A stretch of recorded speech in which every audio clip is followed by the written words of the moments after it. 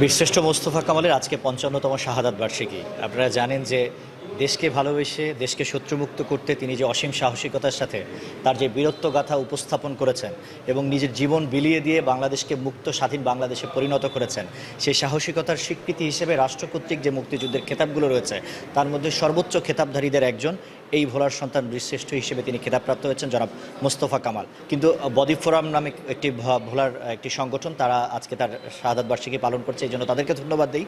আর আমরা একটা দেশপ্রেমিক প্রজন্ম যদি গড়তে চাই তাহলে এরকম দেশপ্রেমের উদাহরণ যাদের রয়েছে, এরকম সাহসিকতার উদাহরণ যাদের রয়েছে, যারা দেশকে ভালোবেসে নিজের জীবন উৎসর্গ করেছেন, সেই নতুন প্রজন্মের সামনে যদি এই বীরত্ব গাথাগুলো উপস্থাপন করতে না পারি তাহলে আপনি দেশপ্রেমিক প্রজন্ম আশা করবেন কিভাবে? আপনি টিকটক নির্ভর জাতিই পাবেন, যেই জাতির কাছে এই উদাহরণগুলো সামনে আসবে না সেই জাতি তো এই কালের স্রোতেই গা ভাসাবে। তা আমার বিশ্বাস আগামী দিনগুলো থেকে সরকার এই বীরশ্রেষ্ঠ মোস্তফা কামালের মতো জাতির শ্রেষ্ঠ সন্তান যারা বীরশ্রেষ্ঠ বাকি 6 জন সহ অন্যান্য যারা বীর উত্তম, বীর বিক্রম, বীর প্রতীক, তাদের এই গল্প গাথা বীরত্ব গাথাগুলো প্রজন্মের সামনে তুলে ধরা উচিত, যেন আমরা আরও বেশি তাদের এই গল্পগুলো, এই ঘটনাগুলো থেকে, এই সাহসিকতার গল্পগুলো থেকে আমাদের প্রজন্ম দেশপ্রেম শিখতে পারে। আজ একটি গুরুত্বপূর্ণ দিবস, বীর শ্রেষ্ঠ মোস্তফা কামালের ৫৫তম শহীদ বার্ষিকী।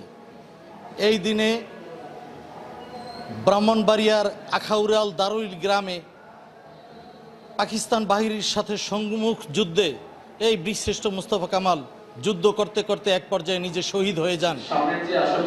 উনি এমনই এক ব্যক্তি যে বাংলাদেশের 7 জন সামরিক খেতাবপ্রাপ্ত পুরস্কারপ্রাপ্ত সৈনিক, তার ভিতরে উনি একজন। এটা আমাদের ভোলার মানুষের জন্য একটি গৌরবের বিষয়। সারা বাংলাদেশে 7 জন ব্যক্তি গৌরবান্বিত হয়েছেন, তার ভিতরে ভোলায় উনি শহীদ হয়েছেন ভোলার ব্যক্তি হিসাবে। ওই জন্য আমরা মনে করি আমরা ভোলার মানুষ সম্মুখ যুদ্ধে বিভিন্ন জায়গায় একবার নিজেদেরকে বিলীন করে দিয়ে দেশের স্বার্থে কাজ করেছি, এইটি বোঝানো হয়েছে।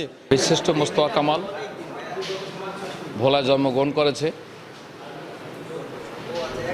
আমাদেরই পাশের গ্রাম। মুক্তিযুদ্ধে তার যে বীরত্ব, তার যে সাহসিকতা, তার যে ত্যাগ জাতিকে মহিমান্বিত করেছে। সে তার জীবনের বিনিময়ে সহযোদ্ধাদেরকে বাঁচিয়েছে। সে জানে হয়তো শত্রু হাতে সে মারা যেতে পারে, তারপরেও সে সহযোদ্ধাদেরকে ওখান থেকে সরে যাওয়ার সুযোগ দিয়েছে। সে নিজে যুদ্ধরত অবস্থায় ছিলেন এবং যুদ্ধ করতে করতে জীবন দিয়েছেন এবং শহীদ হয়েছেন। তার এই সাহসিকতা, তার এই বীরত্বকে দেশ তাকে বীরশ্রেষ্ঠ উপাধি দিয়েছে। তার এই বীরশ্রেষ্ঠের জন্য আমরা গর্বিত, ভোলাবাসী গর্বিত।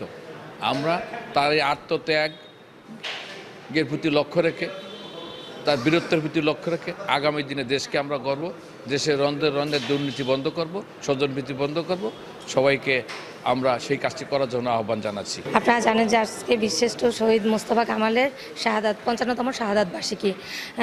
উনি আমাদের ভোলা জেলার একজন সূর্য সন্তান।